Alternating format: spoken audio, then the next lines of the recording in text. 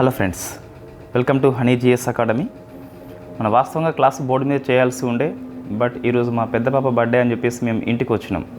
ఇక్కడ బోర్డు అందుబాటులో లేదు. మళ్ళీ మనం బోర్డు క్లాస్ చేయాలంటే రేపు సాయంత్రం మాత్రమే వీలవుతుంది. ఇప్పటికీ కరెంట్ అఫైర్స్ మనకి 20, 21 అండ్ 22 పెండింగ్ ఉంది కాబట్టి 4 to 5 days current affairs pending ఉంటే చాలా కష్టం అవుతుంది. అందుకోసం అని చెప్పేసి ఒక క్లాస్ మనము యాప్లో చేద్దాం. ఈ క్లాస్లో ఈ 3 days కరెంట్ అఫైర్స్తో పాటు December 16 కూడా కవర్ చేస్తున్నాం. దీంతో మనకి 16 నుంచి కరెంట్ అఫైర్స్ పెండింగ్ ఉండదు. December 1 to 15 మాత్రం మనకి పెండింగ్ ఉన్నది. ఈ 15 రోజులు కరెంట్ అఫైర్స్ ఈ మంత్ ఎండింగ్లోగా, డిసెంబర్ మంత్లీ మ్యాగజైన్ వచ్చేలోగా కంపల్సరీ క్లాస్ని పూర్తి చేద్దాం. అది ఏపీపీఎస్సీ వాళ్ళ కోసము కంపల్సరీ మనం పెండింగ్ ఏమి ఉంచము. వాళ్ళకి ఎస్ఎన్టీ అవసరము, పాలిటీ అవసరం, ఎకనామీ అవసరము. టీజీపీఎస్సీ వాళ్ళకి కూడా అవసరమే. రానున్న గ్రూప్ 2 లేదా గ్రూప్ 1 ప్రిలిమ్స్ కావచ్చు, లేదా గ్రూప్ 3, గ్రూప్ 4 లాంటి పరీక్షలకు అన్నిటికీ పనికి వస్తుంది. లేదా వీఆర్ఓ అంటున్నారు కదా, ఎస్ఐపిసి, దానికి కూడా పనికి వస్తుంది.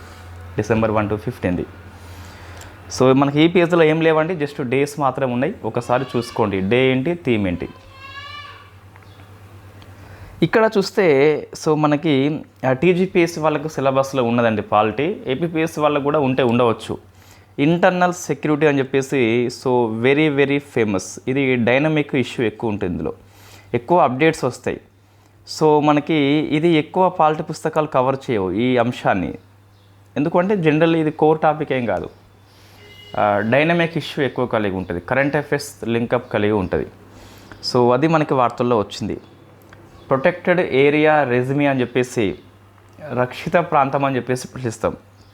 మినిస్ట్రీ ఆఫ్ హోమ్ అఫైర్స్ వాళ్ళు నోటిఫై చేస్తారు. ఫస్ట్ మనకి ఎందుకు వార్తల్లో వచ్చింది అంటే, మణిపూర్, నాగాలాండ్ అండ్ మిజోరం ఈ 3 రాష్ట్రాల లోపల కేంద్ర హోంశాఖ అనేది పిఏఆర్ని, ప్రొటెక్టెడ్ ఏరియా రెజ్యూమేని మరొకసారి పునరుద్ధరించింది. 2011లో ఎత్తివేశారు, మరొకసారి 2024లో పునరుద్ధరించారు. అందుకే మనకి 3 రాష్ట్రాల పేరు గుర్తుపెట్టుకోవాలి. మణిపూర్, నాగాలాండ్ అండ్ మిజోరం అని చెప్పేసి ఉంది. మనకి what is the protected area resume. మరి రక్షిత ప్రాంతం అంటే ఏంటి?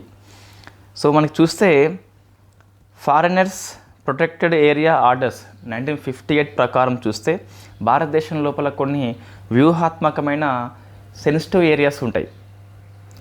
అవి ముఖ్యంగా ఎక్కడ ఉంటాయంటే, మనకు సరిహద్దు ప్రాంతంలో కావచ్చు, లేకుంటే నార్త్ ఈస్ట్ రీజియన్ కావచ్చు, ఈ ప్రాంతం లోపల ఉంటాయి. ఈ ప్రాంతం లోపల విదేశీయుల యొక్క రాకని నిషేధించదు, నియంత్రణ చేస్తుంది. Not forbidden, only regulated. నియంత్రణ మాత్రం చేస్తుంది. అదే మనకి ప్రొటెక్టెడ్ ఏరియా రెజ్యూమే అని చెప్పేసి పిలుస్తాం. ఈ చట్టం గుర్తుపెట్టుకోవాలి. ఇది వార్తల్లో ఉన్నందుకు ఈ చట్టం వస్తుంది ఎగ్జామ్ లోపల. మరి ఎలా నియంత్రిస్తుంది? హౌ? మనం డీటీపీ అంటాం కదా. డీటీపీ చూస్తే మీకు ఇటువంటివి కనిపించవు. ఈ హౌ అని చెప్పేసి నేను కొన్ని ఇట్లా కిందకి ఎగుతూ ఉంటా. ఎందుకు అని, లేకుంటే ఎలా అని, ఇదే ఎందుకు అని చెప్పేసి ఇట్లా రాస్తూ ఉంటాం కదా. ఎప్పుడైనా అధ్యయనం చేసేందుకు రిటర్న్ నోట్స్ చాలా ఈజీగా ఉంటుందండి. డీటీపీ మనకు ఒక భ్రమ మాత్రమే. అది చిన్నగా ఉంటుంది ఫాంట్ దాన్ని వాస్తవంగా. అది కళ్ళకి ఎక్కువ ఇబ్బంది అవుతుంది. మంచి హై క్వాలిటీ డీటీపీ నోట్స్ వేరు, అంటే కలర్ఫుల్గా ఉన్న నోట్స్ వేరు. మామూలు డీటీపీ వేరు. ఇప్పటికైనా ఓన్ నోట్స్ అనేది ప్రిఫరబుల్ చేయండి. మీకు టీజీపీఎస్సీ వాళ్ళకి లాంగ్ టర్మ్ ప్లాన్ పెట్టుకోండి. ఓన్ నోట్స్ రాసుకోండి, ఓన్ నోట్స్ రాసుకోండి, ఓన్ నోట్స్ రాసుకోండి. ఎప్పటికైనా ఓన్ నోట్సే మనకి విజయం దగ్గర ఇస్తుంది. పీడిఎఫ్ ఫైల్స్ లాంటి ఇతరుల నోట్స్ మనకి దూరం మాత్రమే చేస్తుంది, దగ్గర అయితే చేయదు. హౌ, ఎలా నియంత్రణ అంటే, మనకు విదేశీయులు అనేది ఏదైతే ఈ ప్రొటెక్టెడ్ ఏరియా రెజ్యూమేగా డిక్లేర్ చేస్తుందో మినిస్ట్రీ ఆఫ్ హోమ్ అఫైర్స్, దానికి రావాలంటే ప్రభుత్వం యొక్క ముందస్తు అనుమతి తీసుకోవాలి. 10 days అనుమతి ఉంటుంది, ఒకసారి అనుమతి ఇస్తే గిట్ట.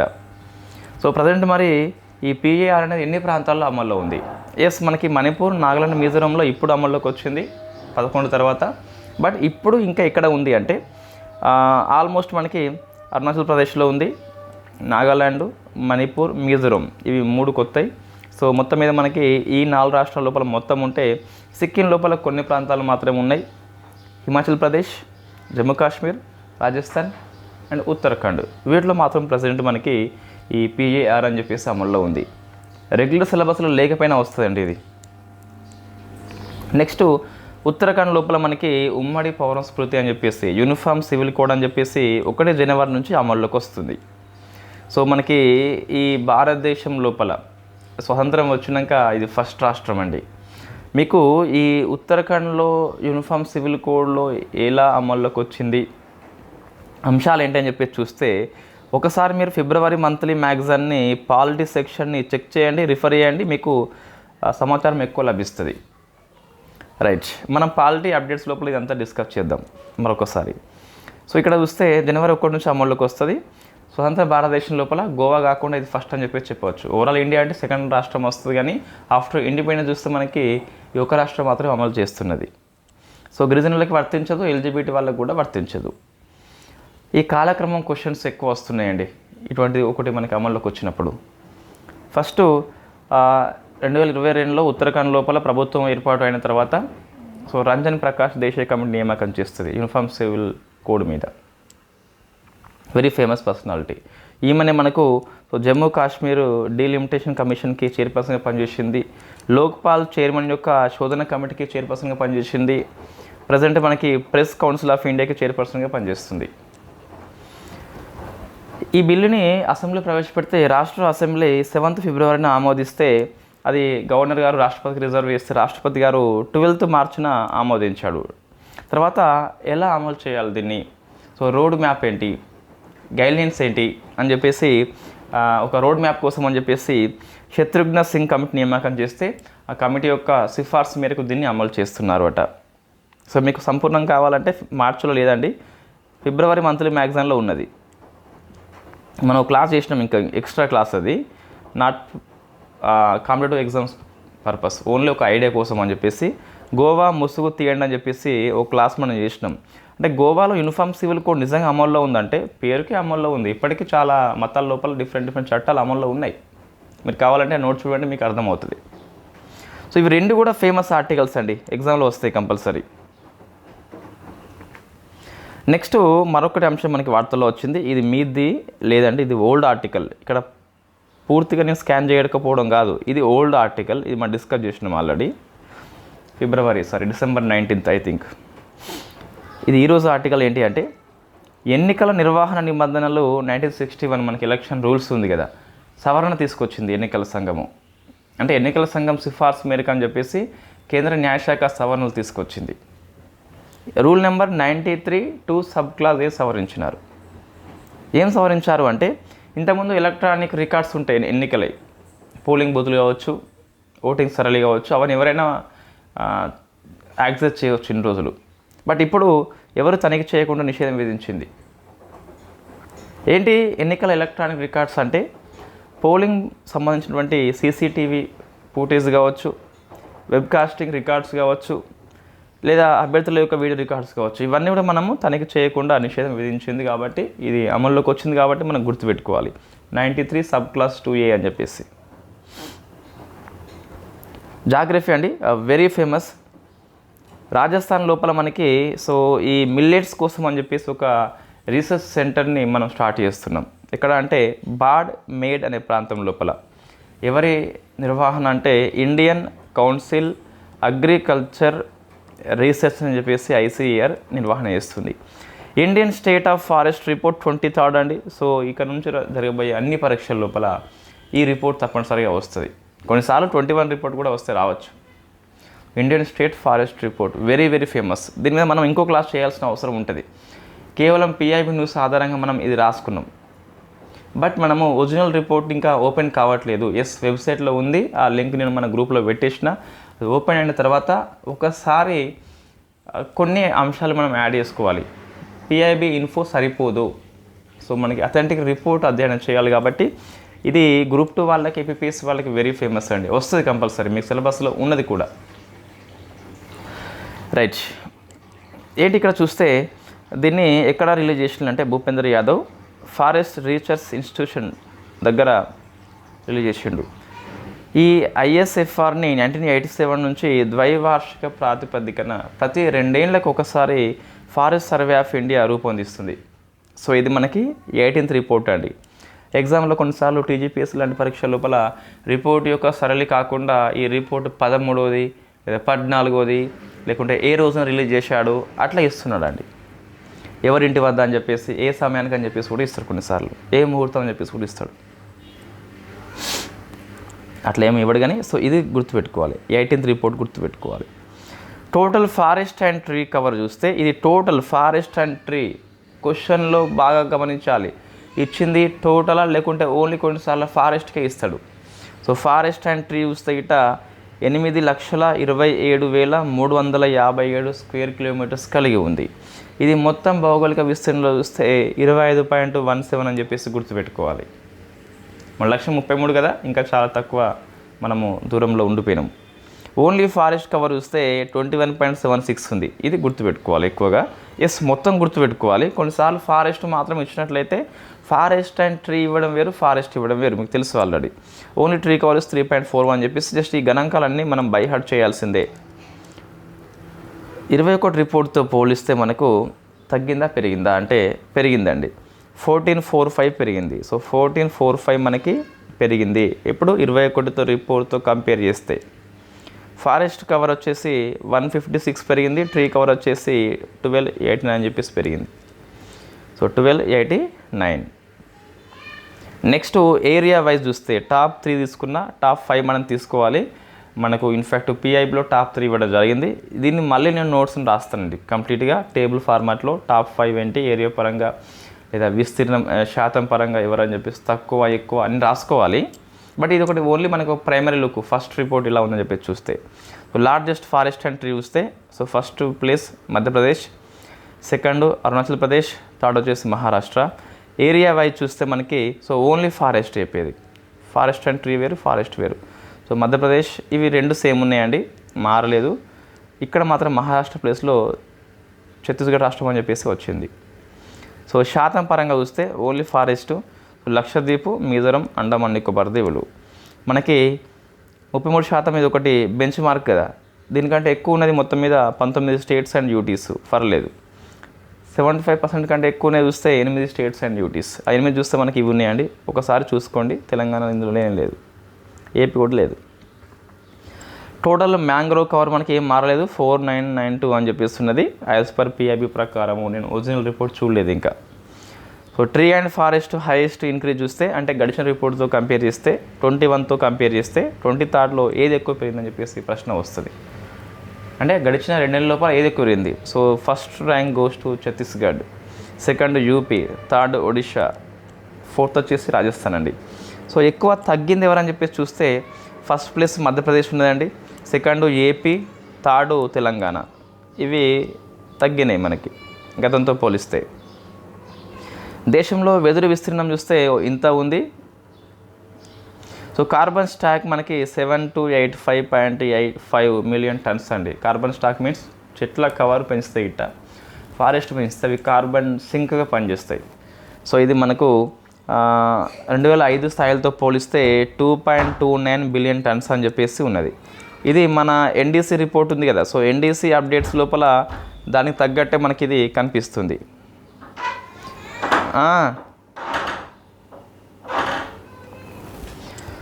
తెలంగాణ చూస్తే మనకు సో 2023 చూస్తే 21తో తగ్గిందండి మనకు. సో 179 మాత్రమే ఉన్నది. సో అంతకుముందు పోలిస్తే మనకు 100.42 తగ్గిందండి. స్క్వేర్ కేఎం అని చెప్పేసి తగ్గింది. సో తగ్గుదలలో మనకి first Madhya Pradesh, second AP, third వచ్చేసి తెలంగాణ.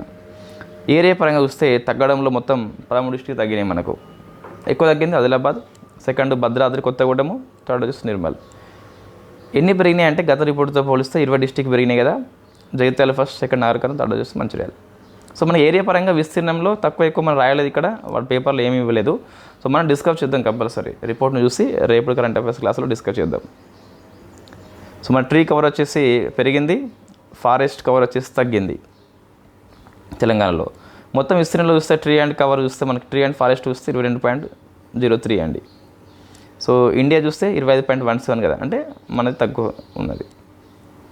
ఈ అటవీ అగ్ని ప్రమాదాలు తెలంగాణ 7th ప్లేస్, దేశంలో భద్రాద్రి 8th ప్లేస్, ములుగు వచ్చేసి 9th ప్లేస్ డిస్టిక్ పరంగా. ఈ Indian state forest survey report ఏదైతే ఉందో మరొకసారి మనం డిస్కస్ చేద్దాం బోర్డు మీద కంప్లీట్గా ఒక టేబుల్ ఫార్మాట్లో. విస్తీర్ణ పరంగా టాప్ 5 ప్లేసెస్ ఏంటి, టాప్ లోయెస్ట్ 5 ఏంటి, తెలంగాణలో టాప్ 5 డిస్టిక్ ఏంటి, లోయెస్ట్ 5 డిస్టిక్ ఏంటి, so forest cover tree cover పరంగా శాతం ఎంత, ఓన్లీ ఫారెస్ట్ పరంగా ఎంత, అట్లా మనం డిస్కస్ చేయాలి కంపల్సరీ. గడిచిన రిపోర్ట్తో కంపేర్ చేస్తే ఏవి ఎక్కువ పెరిగినాయి, ఏవి ఎక్కువ తగ్గినాయి అని చెప్పేసి. మ్యాంగ్రోవ్ ఫారెస్ట్ ఉంది కదా 4992 అని చెప్పేసి, అందులో ఏ రాష్ట్రాలు ఎక్కువ ఉన్నాయి, ఇవి తగ్గినాయి. సో మేబీ మనకు టోటల్ ఏరియా పరంగా మ్యాంగ్రోవ్ ఫారెస్ట్ తగ్గలే పెరగలే, కానీ రాష్ట్రాల పరంగా ఏమైనా తగ్గింటే తగ్గొచ్చు. సో అవి మనం డిస్కస్ చేద్దాం కంపల్సరీ. ఒక ప్రశ్న వస్తుందండి, బాగా ఫోకస్ చేయాలి. నెక్స్ట్ ఇవి అంతా ఎకనామీ అండి. సో ఆసియా డెవలప్మెంట్ బ్యాంక్ అని చెప్పేసి ఒప్పందం చేసుకుంది ఇండియా ప్రభుత్వం మహారాష్ట్ర లోపల తీర ప్రాంత రక్షణ కోసం అని చెప్పేసి. ఫస్ట్ది కొబ్బరి నూనె యొక్క జిఎస్టీ వివాదం సుప్రీంకోర్టు తీర్పు చెప్పింది. ఏం లేదు మనకి, సో కోకోనట్ ఆయిల్ మనకి 2 రకాలు ఉంటుంది. ఒకటేమో హెయిర్ ఆయిల్ అని చెప్పేసి ఉంటుంది, ఒకటేమో ఎడిబుల్ ఆయిల్ అంటే తినే ఆయిల్ అని చెప్పేసి. ఎక్కువ కేరళ వాళ్ళు కొబ్బరి నూనె వాడతారు. సో మంచి హెల్త్ ఇష్యూ ఉంటుంది ఇక్కడ, రైట్, అంటే చాలా హెల్త్కి మంచిది అన్నట్టు కొబ్బరి నూనె. ఇన్ఫ్యాక్ట్ చాలామంది ఎంటీ స్టమక్ కూడా తాగుతూ ఉంటారు, లేదా బుల్లెట్ ప్రూఫ్ కాఫీ అని చెప్పేసి బ్లాక్ కాఫీలో కొబ్బరి నూనె పోసుకొని తాగితే వెరీ ఫ్యాట్ బండర్గా పనిచేస్తుంది, కొద్దిగా ఎనర్జీగా పనిచేస్తుంది. సో జనరల్ మనకి చిన్న ప్యాకెట్స్ని వాళ్ళు హెయిర్ ఆయిల్ కింద ట్రీట్ చేసి, ఇన్ఫ్యాక్ట్ ఆ హెయిర్ కంపెనీలు ఏవైతే ఉంటాయో ఆయిల్ కంపెనీలు జిఎస్టీ ఎక్కువ విధిస్తున్నాయి. మనకు కోకోనట్ ఆయిల్ వచ్చేసి హెయిర్ కేర్ ప్రొడక్ట్ విషయంలో 18% జిఎస్టీ ఉంటే, తినే కొబ్బరి నూనె విషయంలో 5% ఉన్నది. అయితే వాళ్ళు ఏ ఆయిల్ అయినప్పటికీ చిన్న ప్యాకెట్లలో ఉంటే దాన్ని హెయిర్ కేర్ ప్రొడక్ట్గా భావించి 18% ట్యాక్స్ విధిస్తున్నారు. సుప్రీంకోర్టు ఏమన్నదంటే, ప్యాకేజింగ్ పరిమాణం సంబంధం లేకుండా సో మనకు హెయిర్ ఆయిల్ అని చెప్పి స్పష్టంగా రాసి ఉంటే మాత్రమే అది హెయిర్ ఆయిల్, లేకుంటే మిగతా అన్ని కూడా ఎడిబుల్ ఆయిల్గా సుప్రీంకోర్టు తీర్పు చెప్పింది. అది మనకి వార్తల్లో వచ్చింది. సో కొబ్బరికి ఎంఎస్పి ప్రకటించింది. సో కోప్రా మనకి ఇది జనరల్గా 12,100 అని చెప్పేసి క్వింటల్కు ఉంటే 420 రూపీస్ పెంచింది గతంతో పోలిస్తే.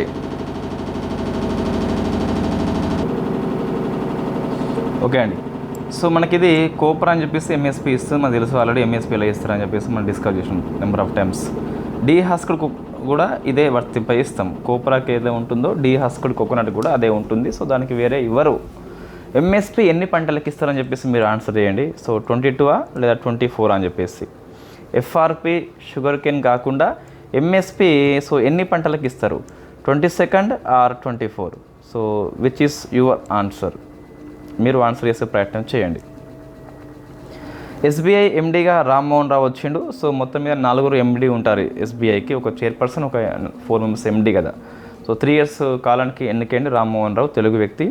So financial service institution bureau అని చెప్పేసి ఇది సిఫార్సు చేస్తుంది. అపాయింట్మెంట్ కమిటీ ఆఫ్ క్యాబినెట్ అయితే ఆమోదించింది. సో మనం గుర్తుపెట్టుకోవాలి, ఎఫ్ఎస్ఐబి సిఫార్సు చేస్తుంది. ప్రభుత్వ రంగ సంస్థల ఆర్థిక సంస్థలు ఏవైతే ఉంటాయో, బీమా సంస్థలు ఏవైతే ఉంటాయో వాటి యొక్క చైర్పర్సన్స్ కావచ్చు, ఎండీసీ కావచ్చు, ఎఫ్ఎస్ఐబిఏ సిఫార్సు చేస్తుంది. సో తర్వాత ఈ క్యాబినెట్ కమిటీ ఏదైతే ఉందో అది ఆమోదిస్తుంది. గిఫ్ట్ సిటీకి తొలి ఎఫ్పిఐ వస్తుంది. దాని పేరు అర్ధ గ్లోబల్ ఆపర్చునిటీస్ ఫండ్ అని చెప్పేసి మారిషస్ నుంచి హెడ్ క్వార్టర్ని గిఫ్ట్ సిటీకి మారుస్తుంది. సో ఇది మనం గుర్తుపెట్టుకోవాలి, ఫస్ట్ ఎఫ్పిఐ అని చెప్పేసి from Mauritius to gift city Gujarat. Next ఇది స్పేస్ రికార్డ్ ఒకటి మనకి వార్తల్లో వచ్చింది. సో చైనా వాళ్ళు షెంజై 19 నౌక ద్వారా టియాంగాంగ్ స్టేషన్కి వెళ్ళి, చైనా యొక్క అంతరిక్ష కేంద్రం అది. 2 వ్యోమగాములు 9 hours స్పేస్ వాక్ చేసి రికార్డు సృష్టించారు. కై జూజే సాంగు లింగు డాంగ్ అని చెప్పేసి వాళ్ళు స్పేస్ వాక్ చేసి రికార్డు సృష్టించారు. అందులో ఈ సాంగు లింగ్ డాంగ్ ఉండు కదా, ఇతను 1990s జన్మించాడు. అంటే అతిపిన్న వయస్కులని దాదాపు స్పేస్ వాక్ చేసిన వ్యోమగామిగా రికార్డు సాంగ్ లింగ్ డాంగ్ అని చెప్పేసి పిలుస్తాం. నెక్స్ట్ డిఫెన్స్ ఆర్టికల్ చూస్తే ఇండియన్ ఆర్మీ అనేది ఏఐ ఇంక్యుబేషన్ సెంటర్ని ఓపెన్ చేసింది బెంగళూరు లోపల. దీనికి సహకారం ఎవరని చెప్పేసి వస్తుంది.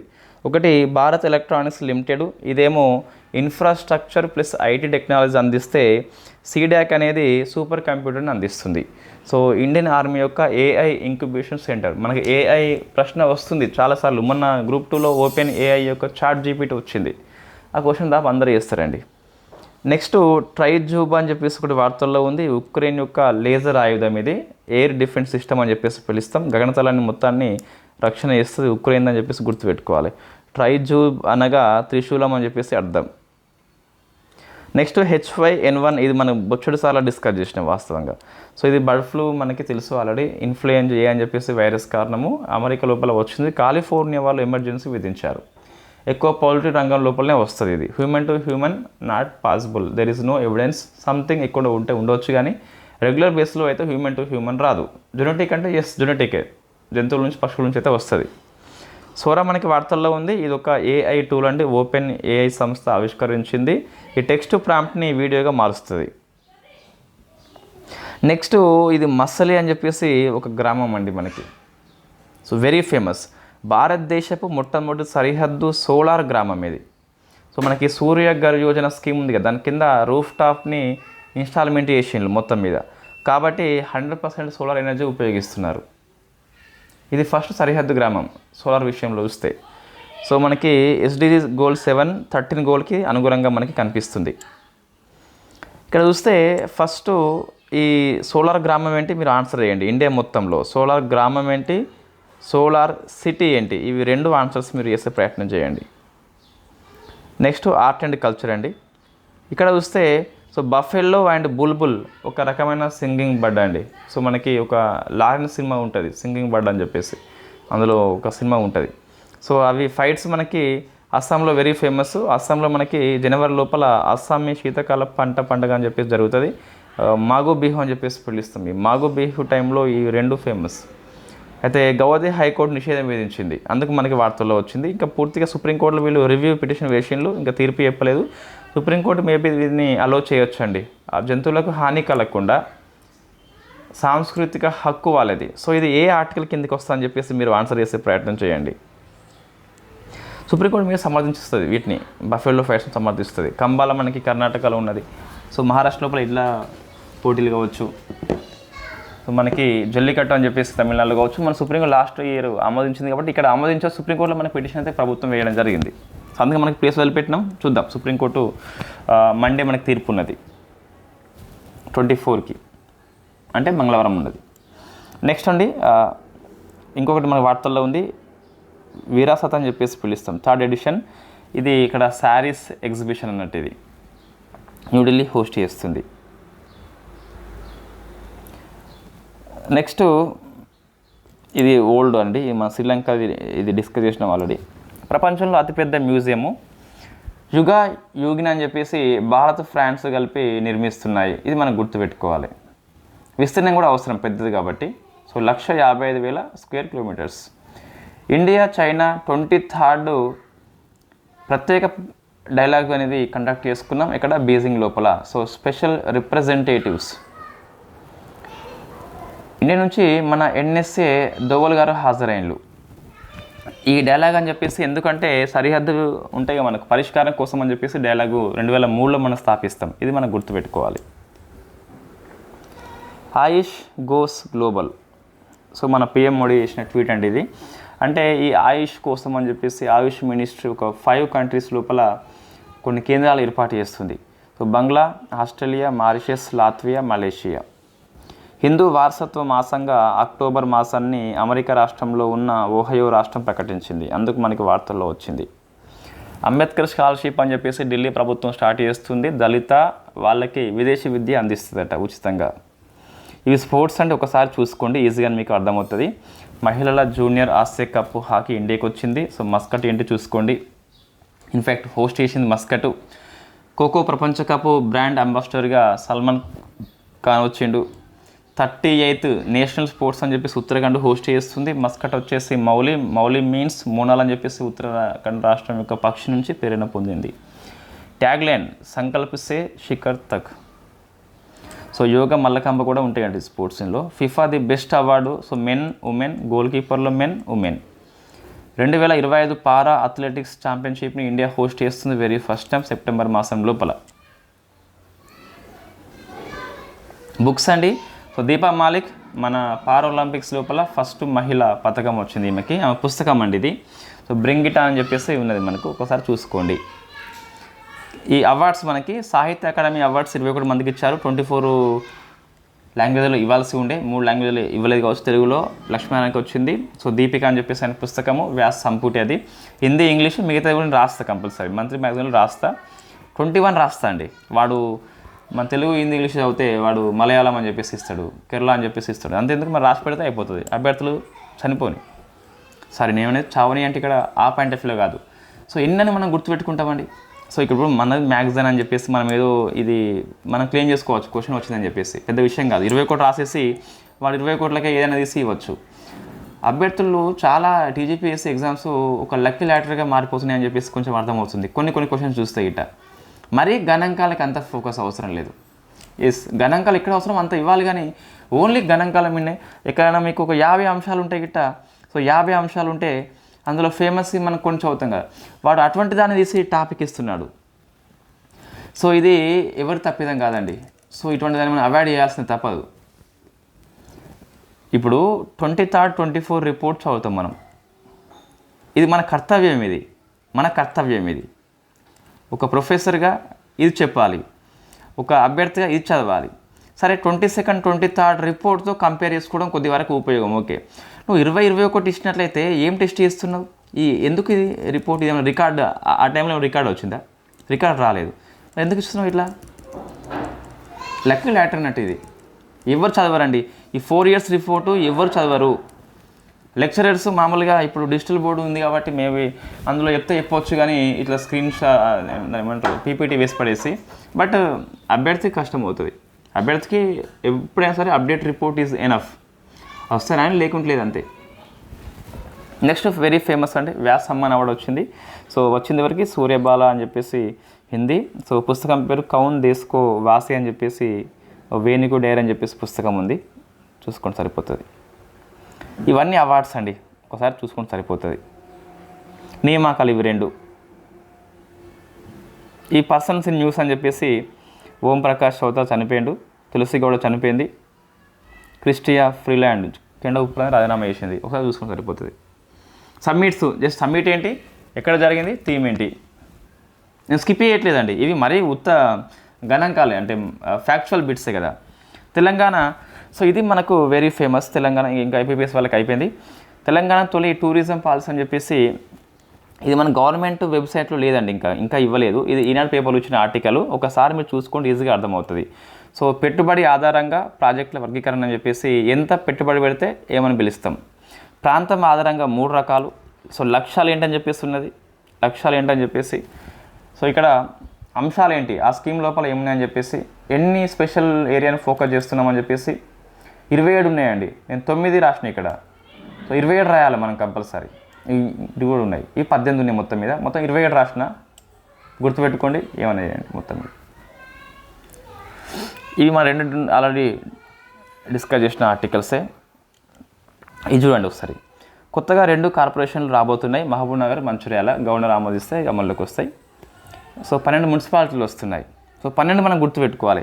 ఇంకెట్లా చేస్తా ప్రశ్న ఇట్లా వస్తుందండి. ఇక్కడ చూస్తే ఇటీవల సంగారెడ్డిలో ఏర్పాటు చేసిన మున్సిపాలిటీ అని చెప్పేసి 4 పేర్లు ఉన్నాయి కదా, ఏవో పేర్లు ఇస్తారండి. ఎందుకు ఈ క్వశ్చన్ అడగడం, ఏం టెస్ట్ చేస్తున్నావు, ఏమో విశ్లేషణ ఉంది ఇక్కడ, భయాడేయడం కదా. బట్ మనం అయితే గుర్తుపెట్టుకోవాల్సిందే ఆస్పిరెంట్స్గా.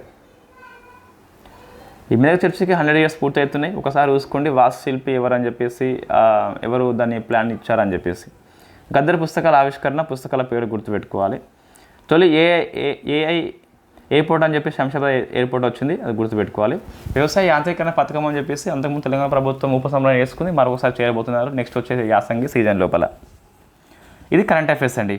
సో మనం ఇవి స్కిప్ చేయలేదండి, మళ్ళీ చెప్తున్నా స్కిప్ చేయలేదు, జస్ట్ మనకి ఫ్యాక్చువల్ బిట్సే ఉన్నాయి. సో మీకు నియామకాలు చదువుకోవచ్చు, పెద్ద ఇబ్బంది ఏం లేదు. ముఖ్యంగా ఏపీపీఎస్సీ వాళ్ళు గ్రూప్ 2 ఉంది కదా, సో వాళ్ళు ఏం ఫోకస్ చేయాలంటే ఈరోజు పాలిటీ, ఎకనామీ ఆర్టికల్స్ బాగా ఫోకస్ చేయండి. స్పేస్ కూడా ఆ లాంగ్ స్పేస్ వాక్ ఉంది కదా, సో రికార్డు ఆ లాంగ్ డింగ్ కూడా ఇన్ఫ్యాక్ట్ 1990s జన్మించి స్పేస్ వాక్ కాబట్టి అది గుర్తుపెట్టుకోండి, సరిపోతుంది. ఈ మసలి కూడా అవసరం అండి. రైట్, మీది ఎంపీపీఎస్ గ్రూప్ 2 కంప్లీట్గా ఫస్ట్ నేను ఒకటి మనం కోర్సు లాంచ్ చేస్తున్న ఫస్ట్ మనకి నమ్మకం కలగాలండి. సో మనం న్యాయం చేయాలి, కనీసం 70% మనం కవర్ చేయాలి కంపల్సరీ అందులోకి. సో మనకి నోట్స్ దాదాపు ఒక 3-4 డేస్లో అయిపోతుంది, ఈ మంత్ ఎండింగ్ కల్లా అయిపోతుంది. సో అప్పుడు మనము ఈజీగా డైలీ క్లాస్ చేసుకోవచ్చు. 1 మంత్లో కంప్లీట్ సిలబస్ అయిపోతుంది. 75 మార్కుల సిలబస్ మనము టీచ్ చేయబోతున్నాము. సో యాజ్ పర్ సిలబస్ ఏదైతే ఉందో. రైట్, కంప్లీట్గా కోర్సు, నాట్ ఓన్లీ అప్డేట్స్. తెలంగాణకు కూడా నేను కంపల్సరీ ఎకనామీ స్టార్ట్ చేస్తామండి. సో గ్రూప్ 2 పేపర్ 3 ఏదైతే ఉందో 150 మార్క్స్ కదా. సో మనకు 150 మార్క్స్ అవసరం లేదు, 110 నుంచి 115 మార్క్స్ ఎనఫ్. అవి కూడా చాలా వస్తే ఎక్కువనే. సో నెక్స్ట్ గ్రూప్ 2 టార్గెట్గా ఎకనామీ కంప్లీట్గా. సో వై ఎకనామీ అంటే మనం పేపర్ 1ని ఆల్రెడీ కరెంట్ అఫైర్స్లో కవర్ చేస్తాము, సబ్జెక్ట్ అప్డేట్స్ అని చెప్పేసి ఎగ్జామ్స్ ముంగట చేస్తాము. కాబట్టి పేపర్ 1 అంతకంటే ఎక్కువ మనం ఏం చేయలేము. దానిలో జాగ్రఫీ ఒకటి మనకి డ్రాబ్యాక్ ఉంది, అదొకటి ఫ్రీగా చెప్పిద్దాం వితిన్ ఏప్రిల్ మే లోపల. తర్వాత పేపర్ 2 ఏంటి మనకి సోషియాలజీ, సొసైటీ, పాలిటీ, హిస్టరీ ఉన్నది. అందులో పెద్ద గ్యాప్స్ ఏం లేవండి. సొసైటీలో ఏమైనా ఉంటుంటుంది అవి ఒకటి మనం యూట్యూబ్లో చేద్దాం. సో పేపర్ 4 ఆల్రెడీ అంత యూట్యూబ్లో మొత్తం క్లాసెస్ ఉన్నాయి, అది సరిపోతే దాంట్లో కొన్ని. సో కోస్తాంధ్ర వలసలు అని చెప్పేసి ఒక చాప్టర్ ఉన్నది మనకి, అది మిస్ అయింది. మనం హెడ్డింగ్ రాసినాం కానీ దానిలో మ్యాటర్ రాయలేదు. సో అది ఒకటి చూసుకోవాలి. తర్వాత ఈ ఆంధ్ర ప్రాంత పెట్టుబడులు అని చెప్పేసి మనం కవర్ చేసినాం, క్వశ్చన్ వచ్చింది మనం కవర్ చేసినాం already. So we Prakash sir పుస్తకంలో ఉన్నది, అది మనం కవర్ చేసినాం ఆల్రెడీ. అది ఇంకొంచెం దానిలో ఏముందో అదంతా సో కాపీ కొట్టేయాలి. నెక్స్ట్ చూస్తే తర్వాత సో బిఫోర్ ఆపరేషన్ పోలో అని చెప్పేసి కొన్ని ఉన్నాయి, అవి రాస్తే ఆ నోట్స్ సంపూర్ణంగా అయిపోతుంది. రైట్, సో ఓన్లీ పేపర్ 3 మనకు డ్రాబ్యాక్ ఉంది, దాన్ని కంప్లీట్గా సో స్టార్ట్ చేద్దాం. ఫస్ట్ సిలబస్లో ఉన్న వాక్యం నుంచి ఆ సిలబస్లో ఉన్న చివరి వాక్యం వరకు అన్నిటిని మెర్జ్ చేసి సింప్లిఫై చేసి స్టార్ట్ చేద్దాం.